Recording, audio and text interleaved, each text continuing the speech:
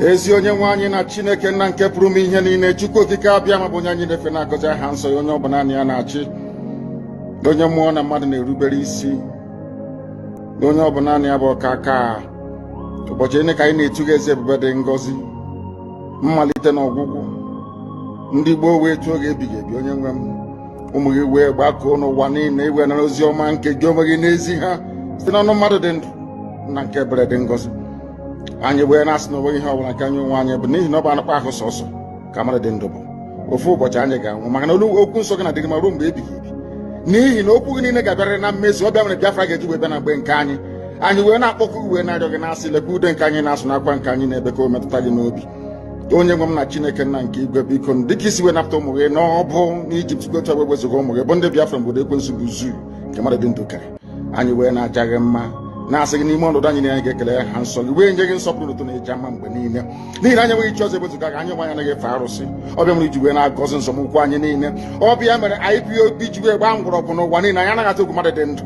Anyị wee na-eto gị eze ebube dị ngọzi, sị gị biko gbatara anyị ọsọ enyemaka. Ọ bụ naanị gị bụ onye anyị refe nwanyị bụ isi ala nye, ka i wee napụta ndị gị n'ọbụ nke ekwensu. Anyị wee na-enye gị ofe na nsọpụrụ na ija mma, na-asị lekwa ka ndị iro anyị niile ka kasị wee baa ha ọnụ, ha wee daa hapụghị ikuni ọzọ. Obodo ekwensu bụ zu ala nwekwa n'ihi eze ebube dị ngọzi. Anyị onwe anyị bụ ụmụ gị wee na-akpọkọ ha nsọ gị, na-asị na enweghị chi ọzọ egwezuga gị. Anyị wee na-aja gị mma, wee na-eto gị, na-asị onye kere ihe niile kere eke mana onwe onye kere na n'otuto niile na nsọpụrụ niile na ịja mma niile site n'ebighị ebi, mara onye bi ka na-arịọ gị. Ise ise ise. Thank you so much, Onye Ndumazi Nnamdi Kanu. Ise ise ise. Lovers of freedom and fellow Biafrans, I greet you all. And I want to appreciate you all that are standing firm, that are resolute. It hasn't been possible for me to come live since morning, but it can only get better. Our worst days are over. Chukwu okike abịa ma pụrụ ime ihe niile will always be there for us. And so no matter what happens, we will always stand firm. Tonight, I know every one of us are already aware of what happened in Australia today. What happened in Australia today is the same thing that we have been talking about and we are fighting against. The hatred they have for the Jewish people, the same hatred they have for Biafrans, the same hatred they have for Christians. The same people, the same set of people that are after the Jews, they are the same people after the Biafrans. They are the same people after the Christians. But we thank Chukwu Kabiama, who have raised a man in the person of Donald J. Trump, who has been raised in such a time as this to bring an end, because he is the perfect instrument that God has raised, that the Redeemer himself have raised. I'm sorry, that is life. Yeah? Sorry, madam. Sorry. Okay, madam. Sorry. So the perfect instrument that the Redeemer have raised to bring an end to all our fears. Do you know what these enemies of righteousness, these enemies of Christianity, these enemies of Biafra, these enemies of truth, do you know what they want to end up doing? They want to end up putting fear in every one of us, so that we will cowardly surrender unto them, so that they will have their way. The reason why they massacre the way they do, the reason why they destroy the way they do, is because they want to be very ruthless, so that everybody will now fear them. That is not the solution. Being afraid of them is not the solution. The solution is confronting them headlong. Now look at all the nations that have been very sympathetic to them. They are the same nation they are going after. Australia, Canada, and UK were the first countries to recognize the state of Palestine. They were the first. And who are the ones suffering the brutal attack of these same people they recognized? Australia, Canada, and UK. UK is not recognizable anymore, except if the patriots there will rise up and do the needful. Australia were very quick to recognize Hamas. Look at what happened in Australia. The Prime Minister of Australia, before now, to even mention Jewish from his mouth was a problem. Look at what happened there today. And you know what actually baffles me? There are some senseless, bigoted idiots that are so deceived to think that because the man that confronted one of the terrorists and took the gun from him, his name is Ahmad al-Ahmad. Now, because he is Ahmad al-Ahmad, that is to show you that we are good people. This same man was recognized by the Prime Minister of Israel, Benjamin Netanyahu. He praised the man. He said only one Muslim man was able, because that one is a man that have humanity in him. It doesn't change the fact that the people that committed the crime were Islamic terrorists, not Christian terrorists. Islamic. That's what they are all over the world. That's what they are. Anywhere you see this kind of thing happen, it's still the same people. We know that there are some of them that are have humanity in them, that can rise up and tell you, this is not written in our book, this is not what we believe, but it doesn't change the fact that that is actually what is written in their book. It doesn't change the fact that that is actually what they were recommended or commanded to do. But the one that gives us the edge right now in this time and day, Donald J. Trump, the one that have been raised to put an end to this fear. We are no longer slaves to fear. Excuse me. And we must not surrender to their threats. Because when they go about massacring and conquering to conquer, they just want us to admit and allow them to have that superior power over us. For us to surrender to their threat and allow them have their way. No. They must be nipped on the bud. They must be stopped. We are no longer slaves to fear. We are children of the Most High. I'm going to play a special number which happened to be one of my best songs. I'll play it from another singer, not the original one. The original one has a very strong copyright. I don't know. But just those of you that knows that song, or those of you that know me from 10 years, 8 years, 9 years ago, you will know how I appreciate this song. Especially those of you on Facebook. I am no longer a slave to fear. I am a child of God. After this song, I will bring out some updates, and then we'll see how we'll go from there. Thank you. That was powerful. That's even more than the original one.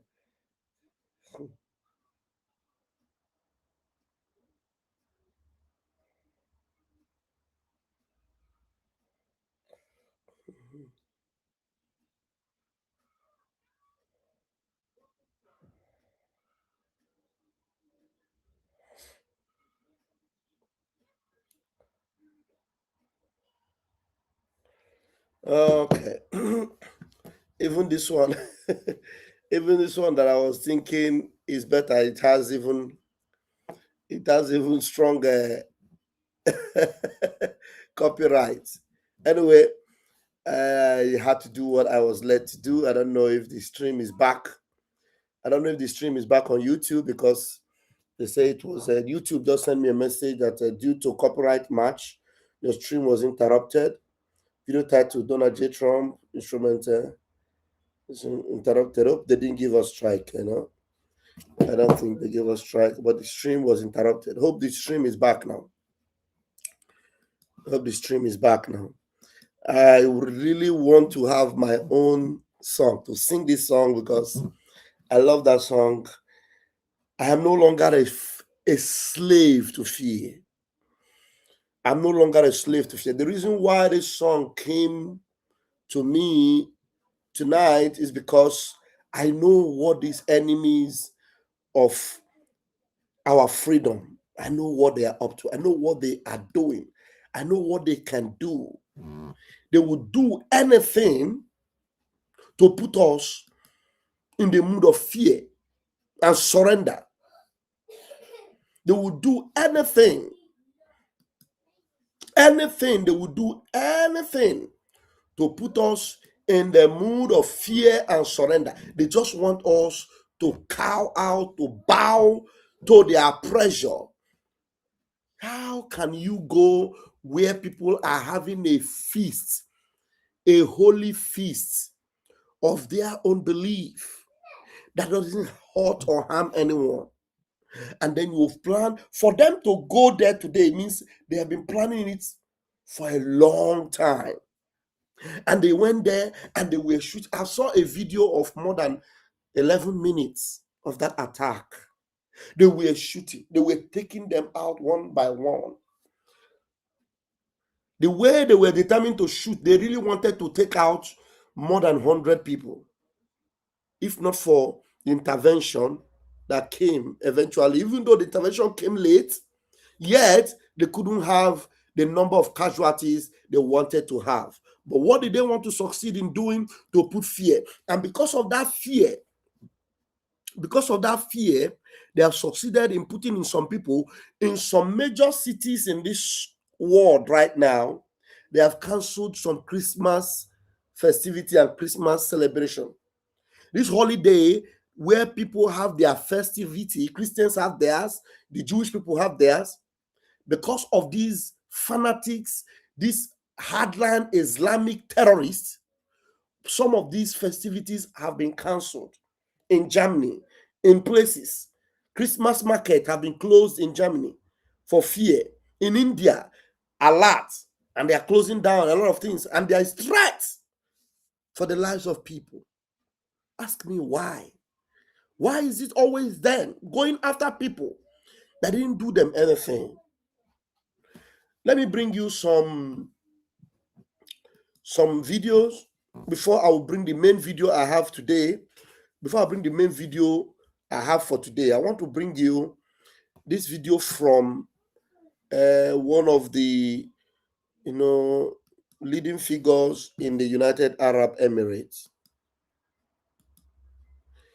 that spoke about the carnage that happened today. Celebrating. Yeah, that spoke about the carnage that happened today. So terrible. And anyone that doesn't stand up against this must be a very cruel person.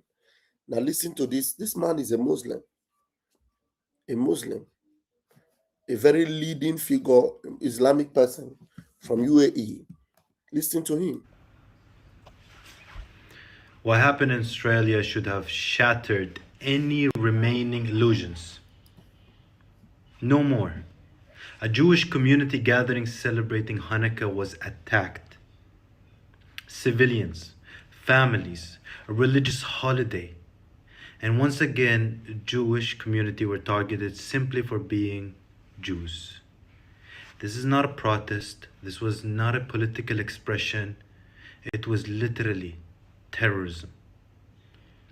The most dangerous lie we keep telling ourselves is that these attacks are isolated or spontaneous, random, disconnected from a wider ideology. They are not. They are part of a global pattern driven by the Muslim Brotherhood-derived extremism, an ideology that survives, spreads, and kills wherever it is excused. Yet some people want to call it the boogeyman. It's something like it doesn't exist, even though it's getting banned in Florida and in Texas. This is the same ideological ecosystem that produced Hamas.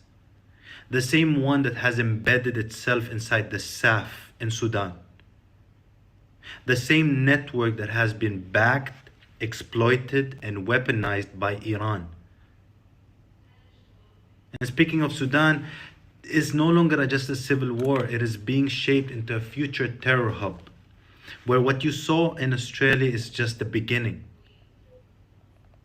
This terror hub built on weapons flows, financing routes, ideological infrastructure.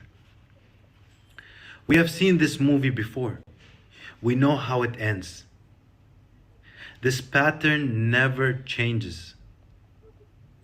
First, the ideology is normalized. Then the rhetoric is excused. Then warnings are dismissed as exaggeration. And finally, everyone acts shocked when civilians are murdered and killed in front of their own families. Warnings are ignored, exaggerated. They don't take warning serious. There's a lot, just like Mazin Namdekano had been warning about this Fulani issue in Nigeria. Everybody say, even some people from Igbo land, they say he's a fearmonger, he's a terrorist, he's the one that is terrorizing people. He's Fulani are not are very innocent. Even Soludo, a governor in Biafra land, opened his gutter, God-forsaken mouth, and said that 199.9999% of what is happening in Biafra land are being perpetrated by Biafrans. And now the realities are coming out. Are you seeing it? So you just wave them out, you wave them out. Now the realities are out. To the extent America is the one now intervening in what's happening in Nigeria. Are you following it? Exactly what this man is saying. They call it a boogeyman. They say it doesn't, these people are just lying. Some of them, they say Israel is a terrorist country. They are occupying, all those nonsense. Those financing routes, ideological infrastructure. We have seen this movie before. We know how it ends. This pattern never changes. First, the ideology is normalized. Then the rhetoric is excused. Then warnings are dismissed as exaggeration. And finally, everyone acts shocked when civilians are murdered and killed in front of their own families. Even in the United States, like I said, this reality is being confronted. Florida and Texas have moved to ban or restrict Muslim Brotherhood linked entities, recognizing what too many governments still refuse to admit. You cannot fight terrorism while protecting the ideology that produces it. Violence against civilians has no justification. Not in Australia, not in US, not in Sudan, not anywhere. Terrorism thrives on silence. It feeds on moral inconsistency. Terrorism thrives what? On silence. If you are silent, you are just giving them the fuel for them to continue. Yes, not in Sudan, not anywhere. Terrorism thrives on silence. It feeds on moral inconsistency. And it grows when people are too afraid to name the problem clearly. It grows when people are too afraid to name the problems clearly. There's a Muslim man talking to you right now from the UAE. It grows when you fail to name them clearly. Just like today, we are talking about the Christian genocide by Fulani terrorists. Some people are saying, no, it's not. Even Christians are denying it. When you don't name it clearly, you are giving them their power to breed, to grow. Jews are always targeted first, but never last. History proves this again and again. So this is the moment for clarity. The Muslim Brotherhood must be condemned. Its networks must be dismantled, and its ideology must be banned, not rebranded, not excused, not even tolerated. Calling terrorism by its name is not extremism. It is responsibility, because Muslim Brotherhood ideology is everyone's problem. And pretending otherwise is how we guarantee the next attack. The United Arab Emirates, one of the first Muslim Arab country to condemn this attack. You know why? Because we know who we're dealing with. We know these people thrive on killing and murder. They are a people of war. There's not even war. They just try to kill every civilian they see, every family they see in front of them. What is the fault of the people who are trying to celebrate Hanukkah, or the people who are just trying to live in peace? There is no fault in that. There is no wrong in doing that. Yet they have sent two of their killers to kill. My condolences to the families, and I wish a swift recovery to the people who were injured but still breathing. And we stand firmly with the Australian people and the victims. All right. Thank you. I want to bring you a video that will show you the perpetrators actually of this evil. First, before I bring you that video, let me bring you a message from Benjamin Netanyahu that he spoke. Benjamin Netanyahu actually called the Australian president immediately after October 7, and immediately after the man acknowledged Palestine. He called him and told him, this thing you are doing, you are going to increase the anti-Semitism in Australia. You are giving them the wing to flow. You are encouraging evil. And the man didn't listen to Benjamin Netanyahu. Now the blood of the people that died today, they are on the hands of the Australian Prime Minister and their parliaments that never listened to warnings. Listen to Benjamin Netanyahu, and then I'm going to show you how Barack Obama and the rest of them actually, knew about all this evil. A lot of things that was known was exposed. They covered them all up. They wanted to stop Trump, and they never knew that Trump was an instrument, the redeemer that Chukwu Kabiama have raised up to put an end to this evil. Let's listen to Bibi Netanyahu, and then we'll go and listen to that exposition that exposed Obama and the rest of them. On August 17th, about 4 months ago, I sent Prime Minister Albanese of Australia a letter in which I gave him warning that the Australian government's policy was promoting and encouraging anti-Semitism in Australia. I wrote, your call for a Palestinian state pours full fuel on the anti-Semitic fire. It rewards Hamas terrorism. It emboldens those who menace Australian Jews and encourages the Jew hatred now stalking your streets. Anti-Semitism is a cancer. It spreads when leaders stay silent. It retreats when leaders act. I call upon you to replace weakness with action, appeasement with resolve. Instead, Prime Minister, you replaced weakness with weakness and appeasement with more appeasement. Your government did nothing to stop the spread of anti-Semitism in Australia.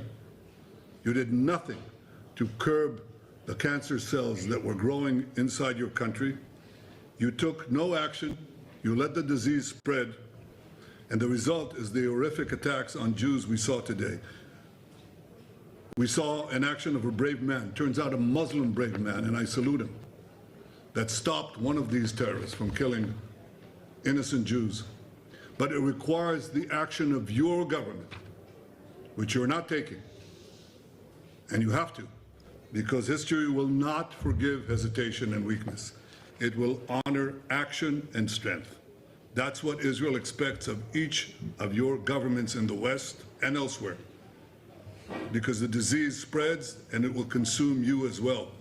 But we are worrying right now about our people, our safety, and we do not remain silent. We fight those who try to annihilate us.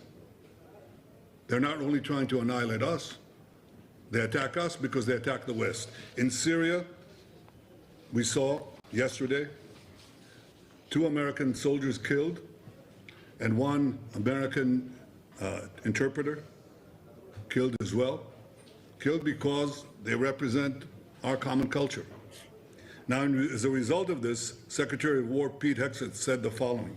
He said, "Let it be known that if you target Americans anywhere in the world, you will spend the rest of your brief, anxious life knowing the United States will hunt you, find you, and ruthlessly kill you."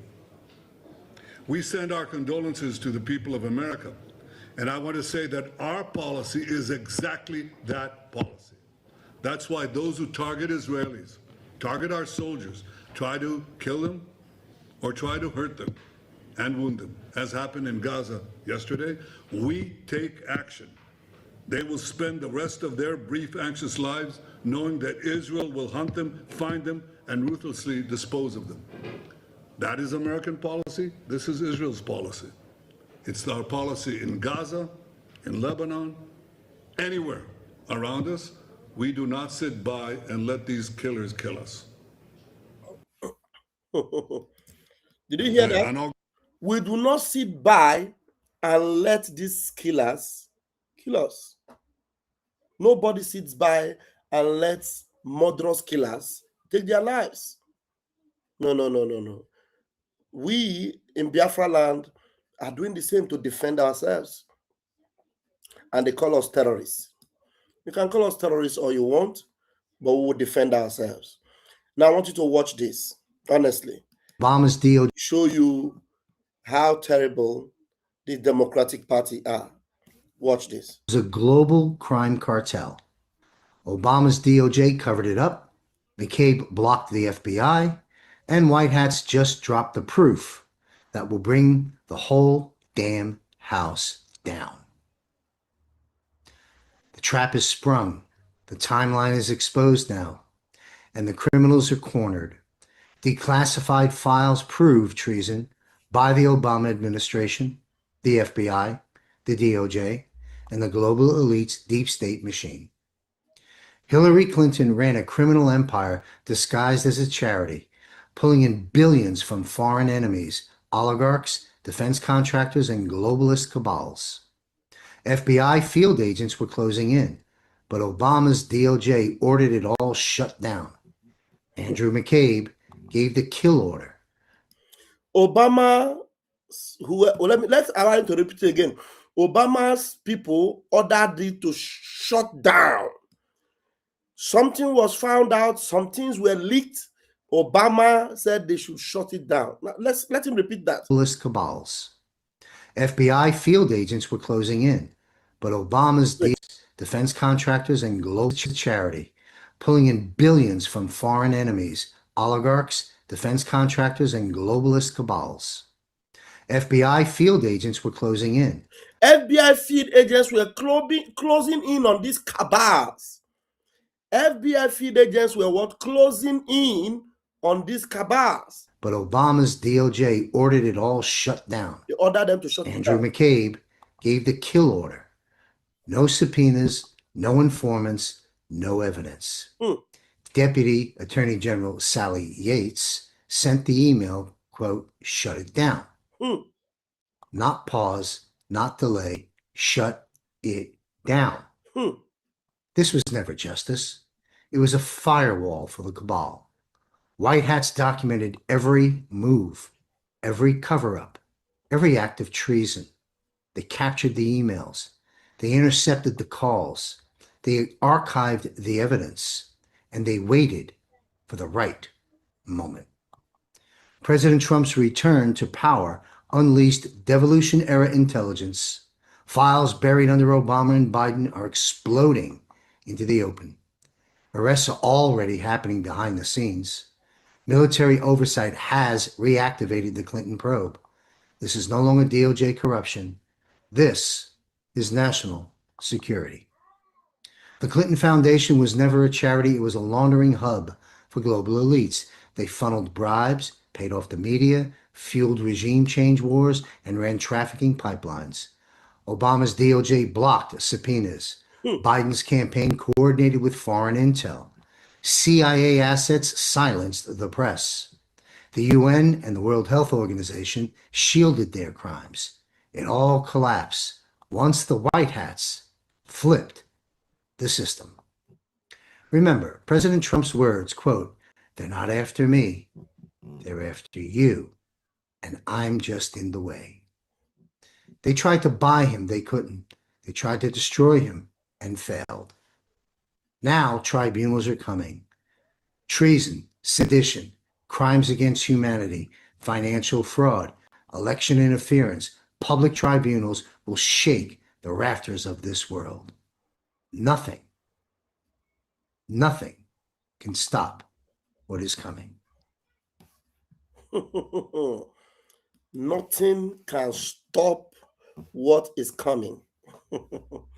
Nothing can stop what is coming. The only thing that can stop them is Donald J. Trump. The truth confronting this darkness will stop it. I'm telling you, the only way it cannot be stopped is if we do nothing. But confronting them headlong is going to stop it. Believe you me, it's going to stop it. It's going to stop it.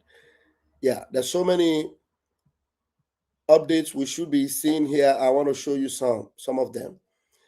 You know, I have played this before, but I will play it again on this platform.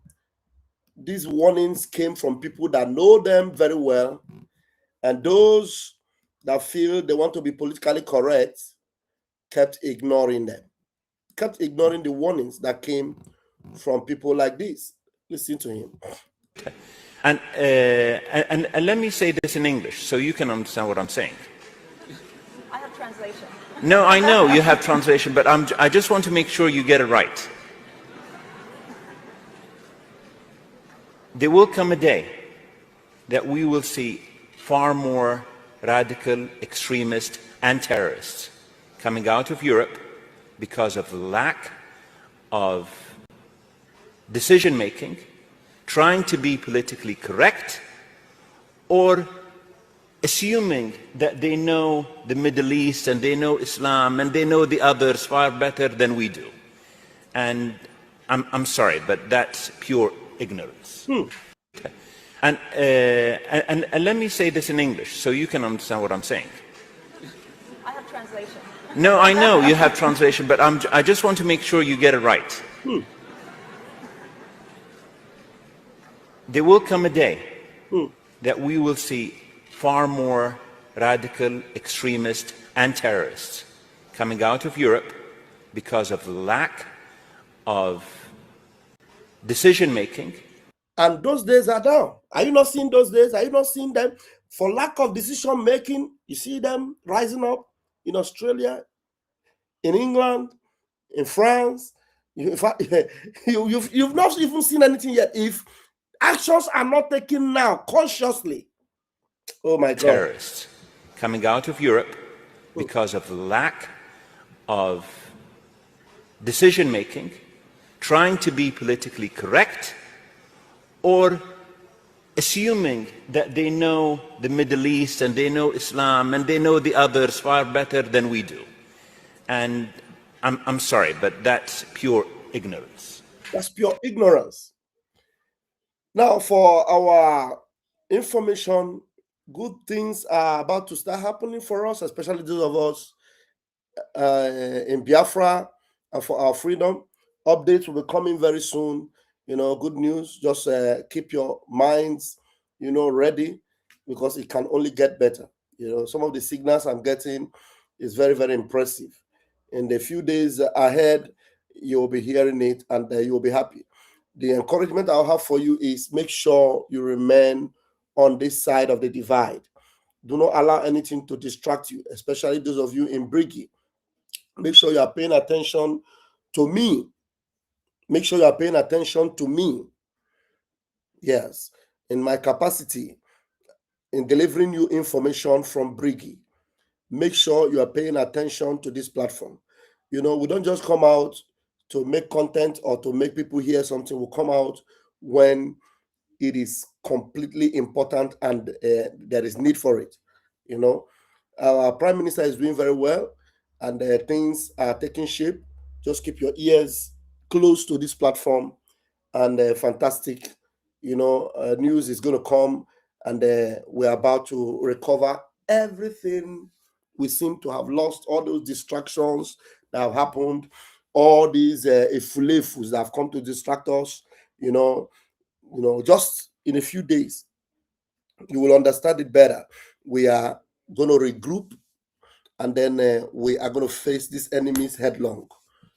The PM is ready, and then good news is coming. Just keep your hearts ready for that good news, and make sure you are with us. Don't be distracted, though, because if you are distracted, you won't even know when we'll take off. It's just like the 5 virgins that were wise and the other 5 that were foolish. Make sure you are not a foolish virgin at this time of our movement. Make sure you are not a foolish virgin. Very, very important. By the time I bring this news, you will hear it.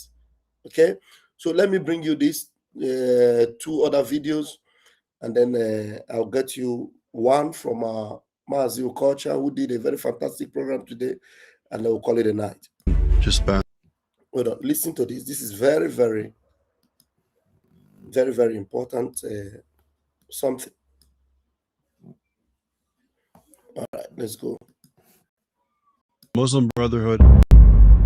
It's kind of a 100-year plan, and Correct. we're 50 years in. Correct. What's the worst case scenario the next 50 years? So, Jordan just banned the Muslim Brotherhood. The UAE has banned the Muslim Brotherhood. Our leaders, for 2 pieces of silver, have sold out our basic values and our basic institutions. Qatar is giving more money to British education, to American universities, than any country in the world. It's to use. The Qataris are starting to fund people like Tucker Carlson. We know that for sure. Yes, we do.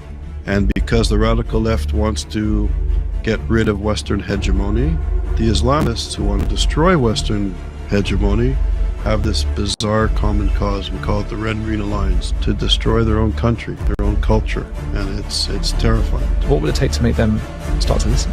We are sleeping through the revolution. It's time for us to wake up.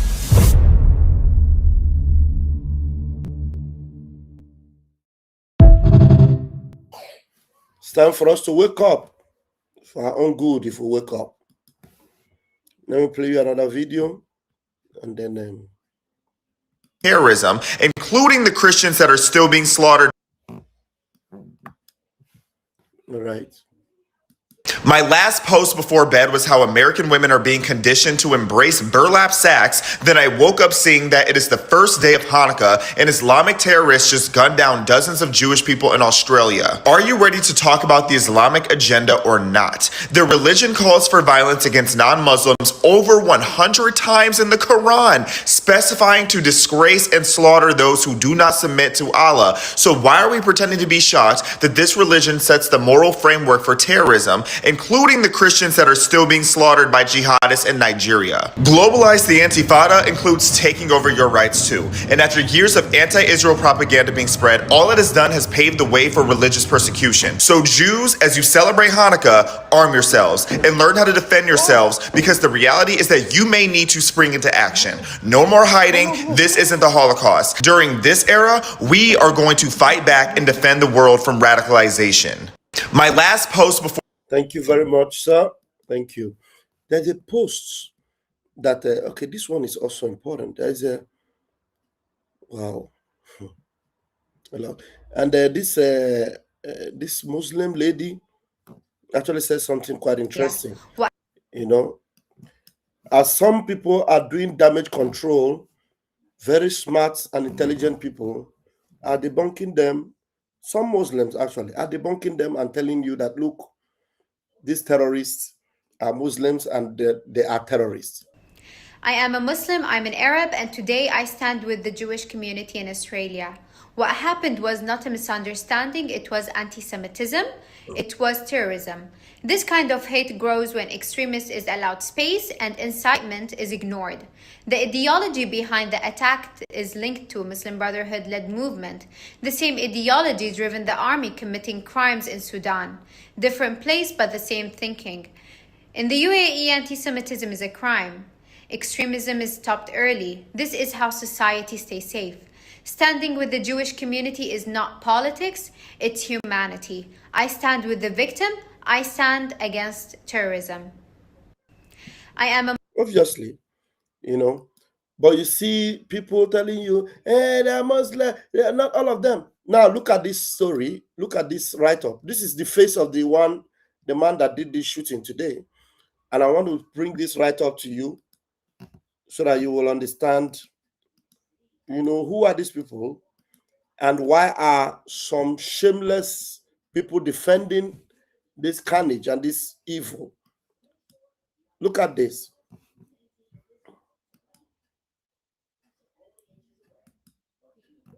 Let me see. All right, this is better. Look at this. The Nice attack, Muslim. Paris attack, Muslims. The shoe bomber, Muslim. Orlando attack, Muslim. The Beltway sniper, Muslims. The Fort Hood shooter, Muslim. The underwear bomber, Muslim. The Westminster attack, Muslim. The 25 Bali bombings, Muslims. The murder of Lee Rigby, Muslim. The USS Cole bomber, Muslim. The London Bridge attack, Muslim. The Madrid train bomber, Muslims. The Charlie Hebdo attacks, Muslims. San Bernardino's attack, Muslims. The Sarabaya bombings, Muslims.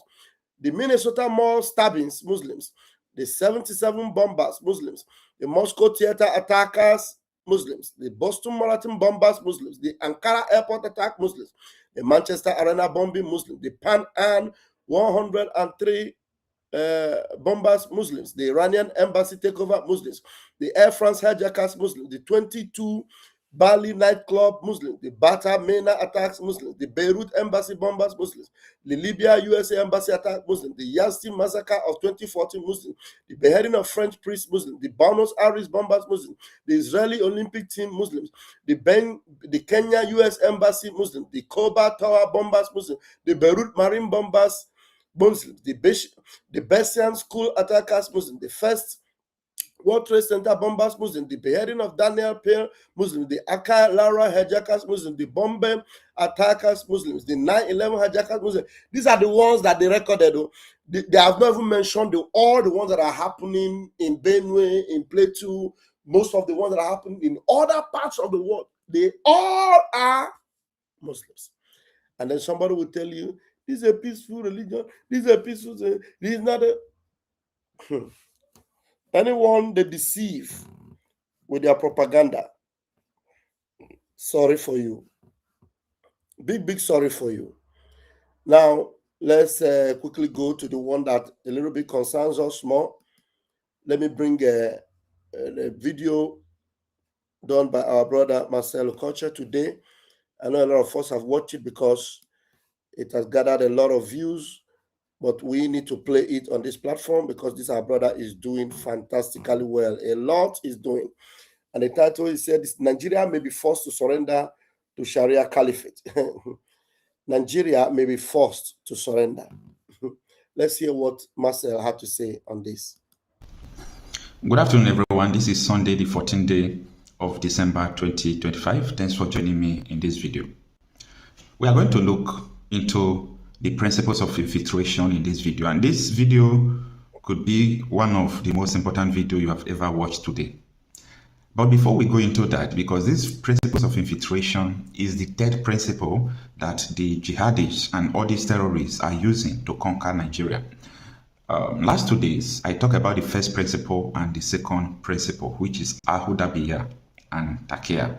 But today, I'm talking about the principles of infiltration, and you will be surprised to understand that even in your school, in your church, in the government offices, in the military, everywhere, these terrorists are already there. If you understand the principles of infiltration, you will understand why Afghanistan was falling to Taliban. They did not kill the Afghan soldiers. Now, before we go into that properly, just stay with me. It was in the news yesterday that Fulani herdsmen cut off teenage girl's hand in Kaduna after family rejected marriage proposal. They met this girl endurance and they wanted the mother to give this teenage girl, she's not adult, to them for marriage. But The family rejected that this is just a little girl. We can't give it out to for marriage. So they now hunt for the girl and cut off the girl's hand. And nobody's reacting. Nobody's talking. You know why? This is the barbarian culture that Nigeria is embracing. And don't say that you are not part of the people that is embracing it, because your silence speaks loud. Your silence is one of the reasons why all these things are going on. Now, we'll come into that later. Let us quickly shift into the principles of infiltration. Let me give you just a brief story. In Afghanistan, I studied the history of Afghanistan. They were not that a Sharia state. The women were living peacefully, freely. I mean freely. You can wear your clothes like normal human beings do wear, and so on and so forth.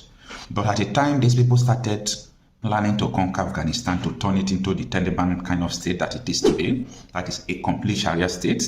So the American government, because they were violating human rights, had to come to Afghanistan. They started helping people fighting these terrorists. So these terrorists saw that Takia will not work because of the presence of America supporting the Afghanistan soldiers. Just like Boko Haram, ISWAP, all these terrorists are fighting Nigerian military, and US will come and help Nigeria to fight them, okay? So it started like that. So after some time, these people understand that Takia will not work. The principles of peace deal, that is Abu Dhabi, will not work in Afghanistan. So what they did is to invent the principles of infiltration, and that is what is going on in Nigeria. I want you to pay attention to this video. So these principles of infiltration, the Taliban, this group of terrorists, today they don't call them terrorists again because they have taken over the government. So this group of terrorists then said, we can't defeat these people just by shooting, attacking them directly, going to full-blown war, but we are going to do it little by little. So the war was going on little by little. Today they will attack, they will retreat. They will attack, they will retreat. So they started sending their people into the Afghanistan military. The US, they were paying Afghanistan military huge amount of money to boost their morale, to fight terrorism. So they started infiltrating to the military. So as they enter into the Afghanistan military, they were not just loud about it.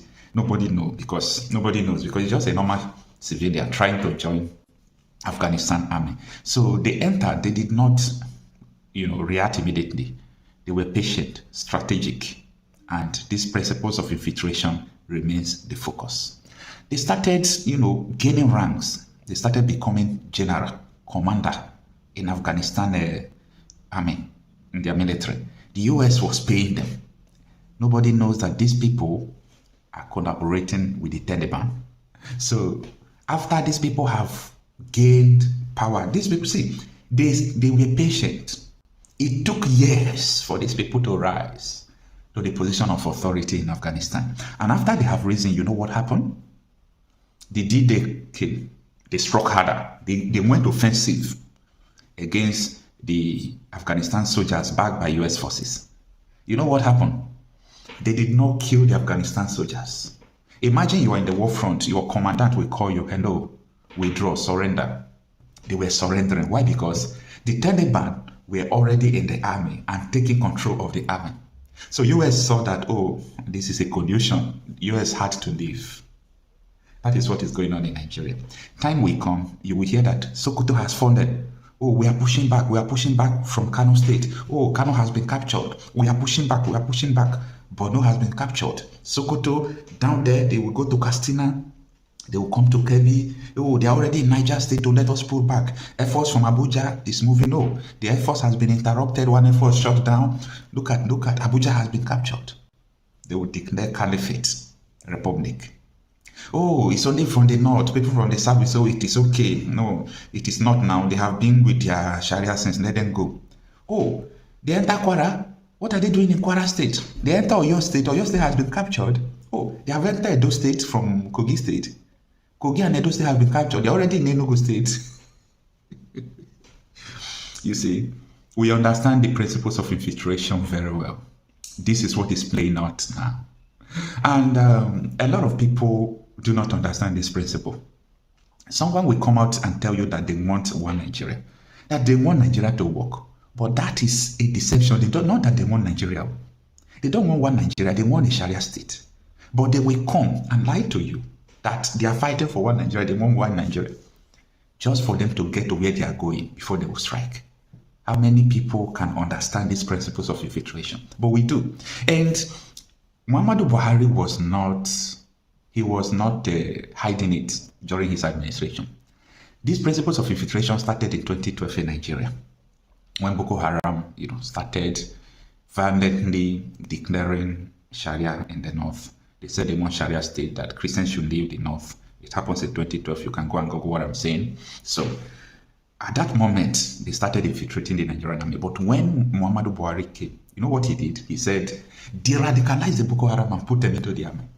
That was the principles of infiltration. So we were laughing. We warn people that, you see this thing, these people, they don't mind. It could take like 100 years. You will die. They will fight your children. They will defeat them if nothing is being done today. So I'm going to tell you the simple solution to all these things, but pay attention. You see, inducting terrorists into the army in the name you de-radicalize them is one of the most stupid things any sensible human being can comprehend. Okay, now there are a lot of people today in the Nigerian army through repentant Boko Haram process, and there are hundreds of thousands of them again who are still in the armed forces. These people were normal civilians who are Boko Haram, who are terrorists. They went there, they bought from, they enter Normandy, they are also in the army. About a week ago, the Nigerian aircraft, something happened to it. We got the intel, I reported it, that this plane was attacked by ISWAP. They said that the plane fell down and the pilots ejected as usual. So up till now, the government refused to release the black box. The black box of the plane is what you will use to know what happened to that plane. So this is not a dark age to say you don't know what happened to the plane. The plane was shot down by ISWAP. Probably they thought they were coming to attack them. The people have the capacity to do this, and they are doing it. Now, some people are claiming that no, the plane developed fault, calm down. It's different. If the plane developed fault, then the pilot will do emergency landing. Military aircraft does not just develop fault and it will just fall like that. It's either there is, they use technology to bring it down. They program it to crash, to kill. The same thing that happened to former chief of army staff. They blow the plane up. Even the plane has landed on the wrong way. They bomb it. And they said the plane crashed. Release the black box for people to know what happened to the plane. They did not release it. So this war is going on smoothly because the terrorists are everywhere. Your Minister of Defense, look at every accusation coming. His own governor said he's a terrorist. His SA said he's a terrorist. He built a house for Bello Tuji. He bought hinoxes for them. He bought guns for them, everything. The terrorist himself has come out to declare that, yes, this man is lying. He really built a house for us. He bought car for us. And he's your Minister of Defense. And the DSS cleared him to become the Minister of Defense. No, that is the principles of infiltration. These people are already in the DSS everywhere. Why did the DSS clear someone who is sponsoring terrorists?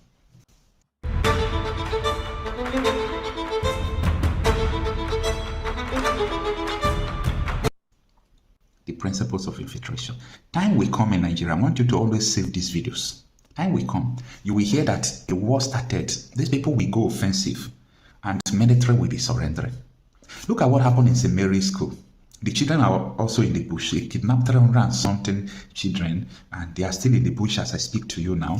And these children, let me tell you, helicopter was up when they were kidnapping them in Nigeria. This is a government-sponsored terrorism. Do you see how swift they went to Cotonou to just capture these people? The people who wanted to overthrow the government, they neutralized them and they bring back the power swiftly.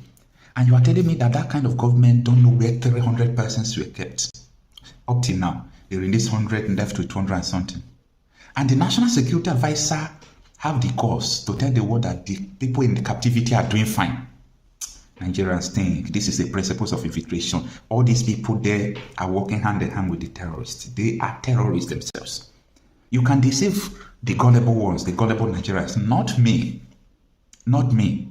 I spent time studying all these things. I spent time understanding what is actually going on in Nigeria. I spent time to understand why Boko Haram, why ISWAP, why Wudu, why Nakurawa, why bandits. I spent time to know why.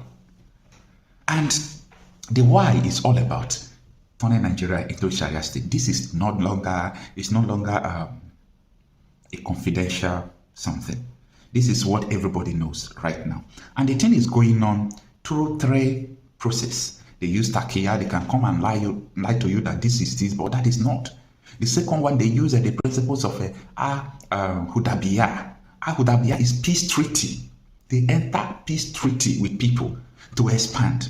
If they put one of their neck, they see they can't conquer you now, they enter peace treaty. For them to equip more and attack, enter peace treaty. So that is the principle of Hudabiya. Then the third one is the principles of infiltration. All of them are in play. All of them are in play in this country. You might not understand what I'm saying, but those who are doing this understands what I'm saying. And they know that some information that I just passed through is even a threat more than fighter jets to them. Because if you don't know what is going on, you become, a victim, even though the thing has not directly happened to you. You're already a victim because you don't know. So look at what is going on in Nigeria. Look at the situation, and every sensible human being today will also think that military, police can solve Nigeria problem. One day you will have a president and will solve Nigeria problem. I am laughing. You don't understand. If you understand principles of infiltration, you will not say that a president can solve Nigeria problem at this point. If you understand principles of infiltration, you will not say that maybe Nigerian soldiers tomorrow can go and fight. Former Speaker House of Rep just told you that Boko Haram is swap. All these terrorists, they bought form to enter Nigerian army, and they are in the training. The House of Rep Speaker, former, said so. I want you to understand what is actually going on in Nigeria. A lot of people, I don't know what is wrong with us. A lot of people are not settled. Let me use the word. They are not settled to understanding what is actually going on. Now, that takes me back to what the story I just told you the first time, how a teenage girl her hand was cut off because she refused a marriage proposal. Deborah was stoned to death, a Christian, because she questioned why they are putting religious things on their academic WhatsApp group, and she was burned to death. She was burned to death, and lawyers, 44 lawyers, stood and said, I am going to support those who kill the person. So if you think that these people are not in the NBA, in the judiciary, everywhere has been hijacked. I want you to think like a human being. Now, what happened? A 15-year-old girl, Endurance Sabon, has been brutally attacked and her hand cut after her family rejected a forced marriage proposal by suspected Fulani herdsmen in Goska community. Kanenkon Ward, Kafachan, Jama local government area of Kaduna State. This is a part of Kaduna State where Christians are mostly persecuted. It's on the record. A family member who spoke with our reporters on Saturday said the attackers had earlier approached Endurance's mother while she was working on the family farm. They had demanded that the teenager be given to them in marriage. According to the account, the incident occurred while Endurance, her mother, and other relatives were farming at about 10 a.m. on Friday when the men approached them, praising the girl's beauty and insisting she should be married to one of them. So this is what happened. The parents refused. And what happened again is that these people came back. They brutally beat the girl and cut off her hands for rejecting a marriage proposal. Nothing is going to happen. Absolutely nothing. Why? The principles of infiltration is in effect now. Those who are supposed to say it are the ones doing it. Minister of Defense, Defense Ministries, NDA. This is a condition in the voice of T.Y. Tanjuma. T.Y. Tanjuma said it is a condition that these people are colluding with their forces. He used the word because T.Y. Tanjuma, maybe he did not know about the principles of war that these people are using. So when T.Y. Tanjuma said these people are colluding, the terrorists collude with their forces. No, it's a principles of infiltration. They have been using it everywhere. They use it in Afghanistan. They spent 10 years infiltrating their military, and their military surrendered to them because their military was part of Taliban. The only solution to this is this. If Nigeria could be returned to the way it is, like the list of something that could happen would be regional government. And when I talk of regional government, you see like Benue, Plateau State should be a region, have their own security, manage their own resources, and protect themselves. Like there could be up to 12 regions in Nigeria. That is the only thing, the least thing. Then, if not that, this country is due for division. According to Elon Musk, there is no educated person who could say that a nation is a place where people that doesn't have one culture, not one ideology, not one, behavioral pattern and everything, and you call them a nation. Say no sensible human being can say that. But in Nigeria, every now and then they say that we are nation, we are nation. What kind of nation are we? Take your dictionary and understand the meaning of nation. We are not, and we can never be. I'm not saying that there is a part that is better than other, no. When you mix some chemicals that is not compatible, it will blow up. That is exactly what is going on in Nigeria. I am Okocha myself. I'm a conflict and insecurity reporter. Do well to let me know what you think about this. See you on my next video. There we go. Thank you so much, my brother. And there's a last video I want to show us, which I consider to be very important. The history of all these things happening both in the Middle East and this Islamic invasion. I want you to listen to Bridget. This lady knows a lot. She is a Lebanese. Bridget Gabriel explains the history of Islam in 8 minutes. The history of Islam, 600. she explains in 8 minutes. So this 8 minutes will worth your while. Just pay attention as I play it from the start. In order for you to understand why Western civilization is very different than the Islamic world, you need to understand the history of Islam. When Prophet Muhammad supposedly revealed his revelation from the angel Gabriel that he is supposed to be the last of the prophets in the early 600s, he started preaching in his own city, Mecca. He tried to recruit friends and followers to be able to spread his religion. And he tried for 12 years and failed. And after 12 years, he was only able to recruit his immediate family and friends. So he decided, if I go to Medina, which was the Jewish hub of Arabia, the business hub where the Jews lived, if I go there and preach my religion to them, if they accept me, that will buy me respect and stature between my own people, and they will accept me. So Prophet Muhammad started borrowing a lot from the Old Testament to make his religion more palpable to the Jews, to make it a lot similar. This is why you see a lot of similarities between Judaism and Islam. For example, Jews don't eat pigs, Muslims don't eat pigs. Jews pray a few times a day, Muslims pray a few times a day. Jews fast on Yom Kippur, Muslims fast on Ramadan. And this is why you started seeing a lot of good writing in the beginning of the Quran when Prophet Muhammad was saying all the good things about the people of the book. He took his message and went to Medina trying to recruit the Jews, talking about the people of the book, talking about how similar the two religions are. When they refused to accept him and follow him as the last of the prophet, that's when he turned against them and started killing them and started expelling them. That's when Islam went from a spiritual movement for the first 12 years of Islam into a political movement cloaked in religion after the year of the Hijrah, after Muhammad went to Medina and the Jews did not accept him. He became a military warrior and declared war on them and started expelling them.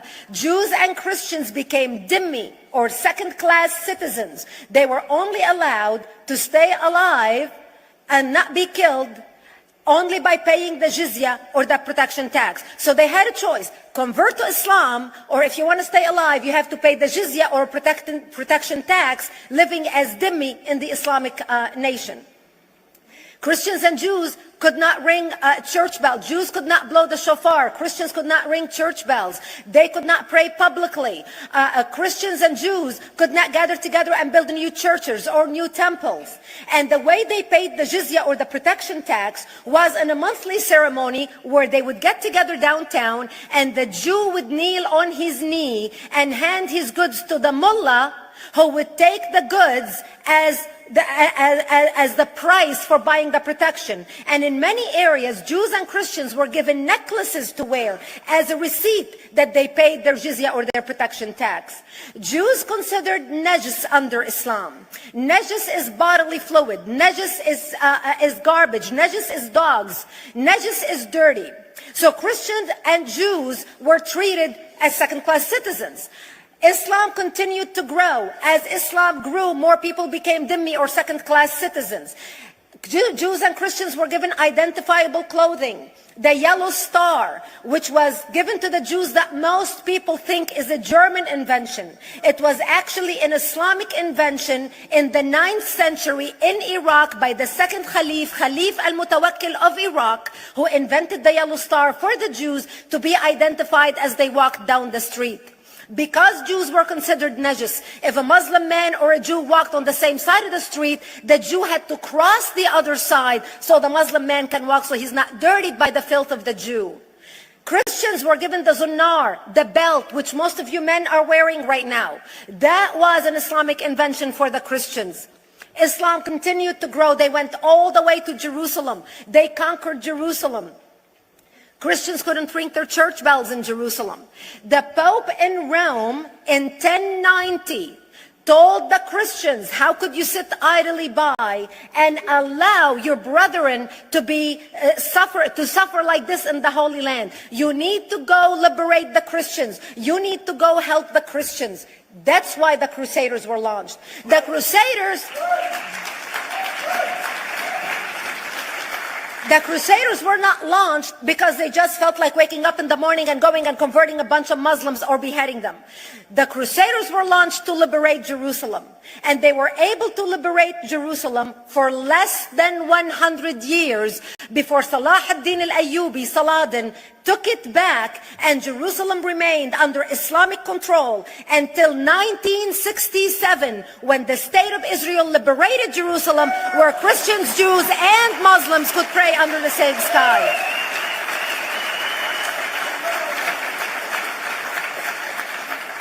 The Crusaders continued fighting Islam, and for 300 years they tried and failed. And by the 1300s, the Crusaders disappeared because they could not win against Islam. Islam continued to expand. They went all the way to Central Europe. They went all the way to China. They went to India. They conquered Spain. They changed the name of Spain from Spain to Andalusia. And they started, as they advanced, as they conquered more nations, more people paid the jizya or the protection tax. And this is how the Islamic Empire grew. It went all the way until they was stopped at the gates of Vienna on 9/11. 9/11 is not a date that Osama bin Laden just picked out of a hat. 9/11 is a symbolic date in the Islamic calendar. By the 1600s, Islam had covered more of the earth's surface than the Roman Empire did at its peak. Between the 1600s and the 1800s, the Europeans were experiencing the European Industrial Revolution, where the Europeans were able to invent products on factory lines, where they are able to make money and sell products, which gave them the money to build a strong army in order to fight the Muslims. And that's how they were able to stop them at the gates of Vienna on 9/11. The Europeans started the pushback against Islam. They pushed them out of Europe. They pushed them out of all the way to the Middle East and North Africa. By 1924, the Islamic Empire ended. In 1924, the Islamic Caliphate ended in Turkey by President Ataturk, who was a secularist. He ended the Islamic Empire, and he gave women rights to vote. He gave women a right to an education, a right to work, a right to choose a husband. He forbid women from wearing the hijab. He forbid men from wearing the beard. The Muslims hate him so much that they consider him a Jewish agent, because they believe that his mother and her bloodline was Jewish, and that was the influence on Ataturk. By the time the Islamic Empire or the Islamic Caliphate or the Islamic State ended in 1924, the Islamic Caliphate had existed for 1400 years, and it ended less than 100 years ago. By the time the Islamic Caliphate ended in 1924, 270 million people around the world were killed by Islam. 270 million. And we didn't have weapons of mass destruction, and there was nuclear weapons. All of these people were killed, butchered by the sword. Hey! Are you hearing it? All 270 million were butchered by the sword, not by atomic bomb. Butchered. This is the cruelty that Britain brought upon you in Nigeria. This is the massacre, the destruction that Joe Biden and Barack Obama, imported into America. This is the mayhem that the Prince and the Queen of England have allowed to infiltrate into the United Kingdom to ruin every one of you that are Christians and that are liberal. The word is enough for the wise. I leave you to think, and then when we call for freedom and revolution, keep quiet and support one Nigeria, and they will come for you. Thank you, everyone, for joining me tonight. I'll see you by the grace of Chukwu Kabiama. Early this morning, I may not be able to come for Tutoma, and maybe in the afternoon, as the Lord would have it, because I have to overcome some challenges now. Please put me in your prayers. I may not be able to come live this morning. The Lord helping, I'll be live when I am able to round up what the challenges on hand. But victory is ours anyway. So probably see you in the afternoon by the grace of God. I love you all. Catch you follow.